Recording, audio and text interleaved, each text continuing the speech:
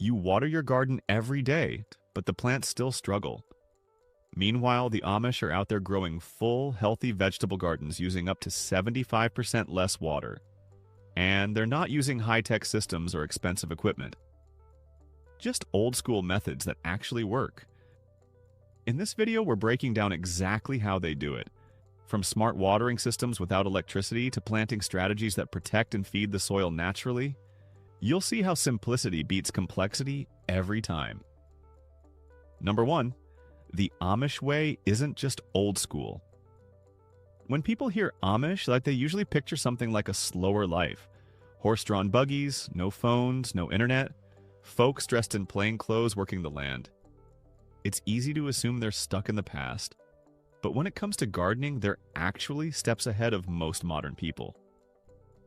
Especially when it comes to water use. While a lot of us are overwatering gardens without even realizing it, the Amish figured out how to grow rich, full vegetable beds while using up to 75% less water. That's real. And they do it without smart tech, sensors, or expensive setups. Just logic, observation, and time-tested habits. It all starts with one basic principle. Water only what needs to be watered. That's the foundation.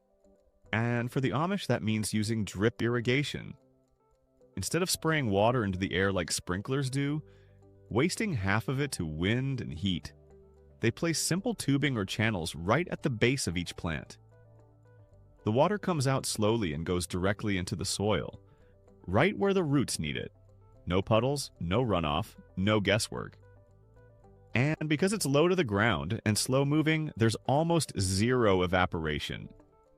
Now, you might think drip systems are something modern farms came up with, but the Amish were doing this way before it got trendy. They don't use electric pumps or computerized timers either. What they do use is gravity. That's it. They'll set up barrels or buckets of water a little higher than the garden beds. Tubes run from those down to the plants. Gravity pulls the water through nice and easy. It's a completely passive system. No moving parts, no maintenance, no power needed.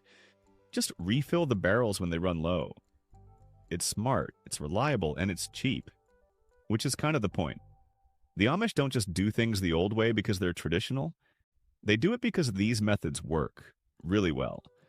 They're not trying to control nature with machines. They're working alongside it. They know their land, they know their plants, and they treat water like the valuable resource it is.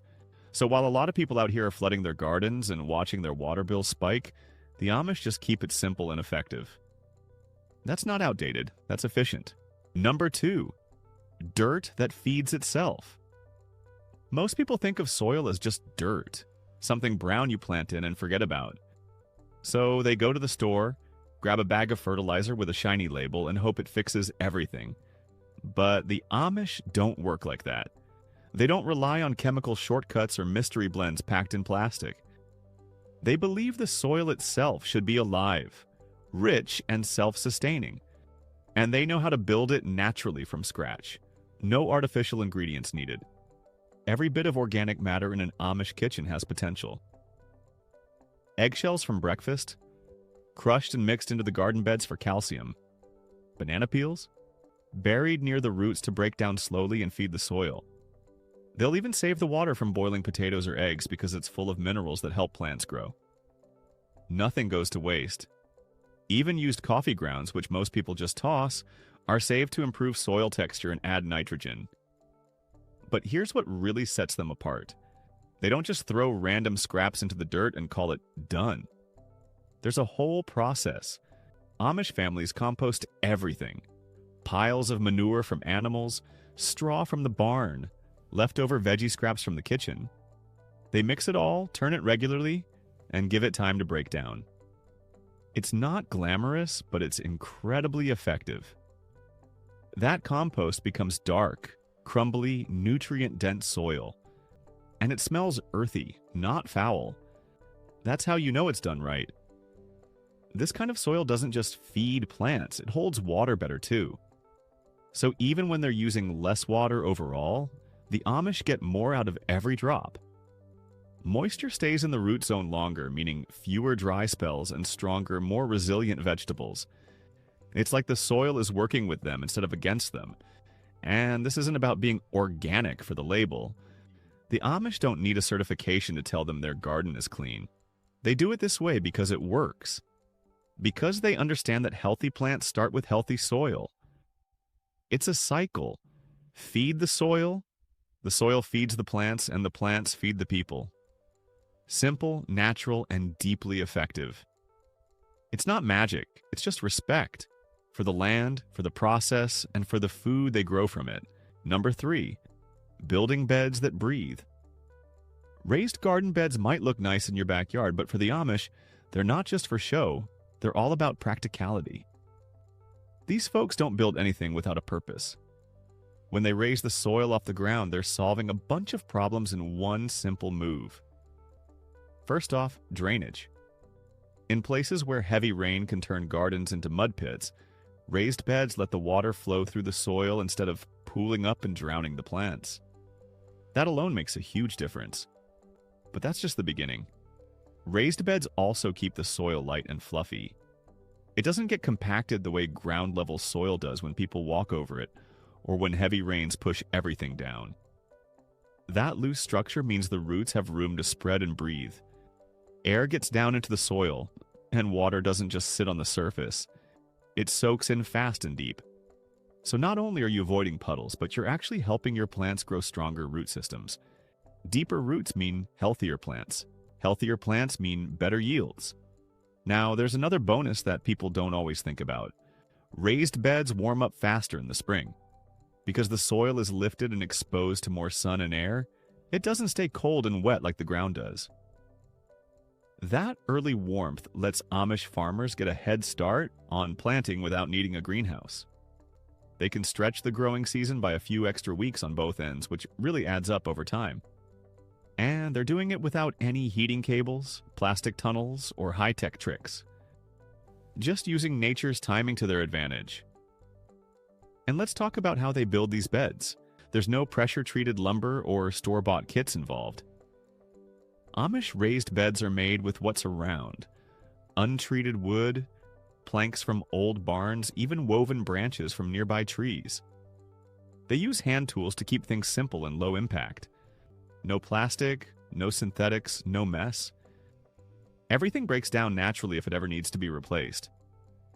The beds are strong, breathable, and blend right into the land.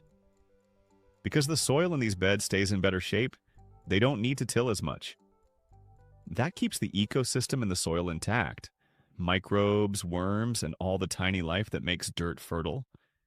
Plus, they can plant crops closer together, which means more food in less space. The plants grow thick, creating a natural canopy over the soil. That canopy shades the ground, locking in moisture and keeping the temperature even. Less water evaporates, so they don't have to irrigate as often. It's a chain reaction of good results, all from one smart design choice. Everything about these beds is intentional. Nothing's wasted, nothing's random. It's a setup that works with nature instead of against it. The Amish have been doing this quietly for generations, and it keeps paying off. Healthy gardens, efficient water use, and no reliance on modern shortcuts. It's not flashy, but it works. Number 4, mulch is their secret weapon. When you walk through an Amish vegetable garden, there's one thing you'll notice right away. The ground is never bare. Every inch of soil is covered, and that's not by accident. The Amish treat mulching like a non-negotiable part of gardening. It's not some optional bonus or trendy organic hack. For them, it's one of the most powerful tools they have, and it plays a huge role in how they're able to save so much water. Think about it. When soil is left uncovered, the sun beats down, water evaporates fast, and weeds pop up everywhere. That means more watering and more work. The Amish avoid all that by laying down a thick layer of organic material over the soil.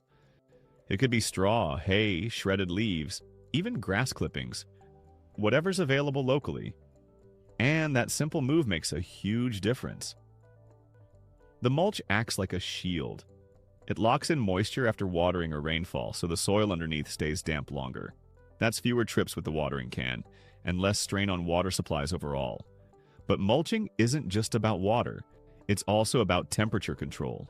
During the hot summer months, that layer of mulch keeps the soil cool and stable, which plants absolutely love. Roots don't like sudden heat spikes, and mulch makes sure they don't have to deal with that. Then, in the colder months, it does the opposite. It helps trap warmth, extending the growing season just a bit longer without needing greenhouses or plastic covers. There's also the weed factor. Weeds hate mulch. They need sunlight to sprout, and when that top layer of soil is covered, they just can't get through. Less weeding means more time for the stuff that really matters in the garden, and it keeps things looking clean and healthy without chemicals or sprays. Now here's where the Amish take it even further. They treat mulch like a living part of the soil system. Over time, all that organic material starts to break down. It feeds the microbes in the soil. It adds nutrients naturally. You're basically composting right in the garden bed. And when you've got healthy, well-fed soil, you don't need synthetic fertilizers. Nature handles it all. One of the coolest things is they switch up the mulch based on the season. In summer, they go with thicker, heavier materials like straw or coarse hay to block the sun and trap water. In spring, they might use something lighter so the soil can breathe and warm up faster. It's not about following rules from a book. It's about paying attention, understanding what the land needs, and adjusting. The Amish also know that mulch attracts earthworms, and they're totally okay with that. In fact, they want it. Worms love moist, dark places, and they thrive under mulch. These little guys work non-stop to aerate the soil and spread nutrients. They're like free labor, and they're way better than anything you can buy in a bag. Number 5, companion planting and crop rotation. Here's where Amish gardening starts feeling less like digging in the dirt and more like playing chess. Every move, every plant, every decision, it all has a purpose. Nothing is random. While some folks just toss seeds into a patch of soil and hope for the best, the Amish take a more strategic approach. They treat their gardens like living systems with memory. What grew in this bed last year? What's going in next? Which crops support each other, and which ones need some space? This isn't some folk magic or old wives' tale, it's real science, passed down in plain language from one generation to the next. One of the core strategies they use is companion planting. Think of it as matchmaking for vegetables. Some plants just grow better when they're next to the right neighbors. A classic example? Corn, beans, and squash, known as the Three Sisters. Corn grows tall, giving beans something to climb. Beans fix nitrogen in the soil, which feeds the corn. And squash, with its broad leaves, sprawls across the ground, blocking sunlight to keep weeds from popping up. It's like a mini ecosystem right in one garden bed. The Amish didn't invent this. It comes from Native American traditions, but they've kept it alive because it works. Then there are flowers and herbs that play defense. Marigolds? Not just for decoration. They help repel a bunch of insects that would otherwise chew through your greens. Basil planted near tomatoes not only helps keep pests away, but also boosts tomato flavor. You'll often see onions planted near carrots, not because they taste good together, but because onion smell confuses carrot flies. Every plant has a job. Nothing is just sitting there looking pretty. But planting the right companions isn't enough. You also have to keep things moving. That's where crop rotation comes in. If you plant the same thing in the same place year after year, you're asking for trouble. The soil gets drained of certain nutrients, and pests that like those plants get comfy and start sticking around. The Amish avoid this completely by rotating what they grow in each bed every season. Leafy greens might go where root vegetables were. Beans take over where tomatoes used to be. It's all about balance, giving the soil a break, confusing the pests, and keeping everything healthy. And it works. That's why Amish gardens don't just survive, they explode with life. You won't find chemical fertilizers or bottles of bug killer in their sheds. What you will find is a deep understanding of natural rhythms. Their plants aren't competing, they're collaborating. And when every crop is helping the one next to it, you get stronger growth, fewer bugs, and better harvests. It's all about synergy. Just like people need community, plants do too. And the Amish, they figured that out a long time ago.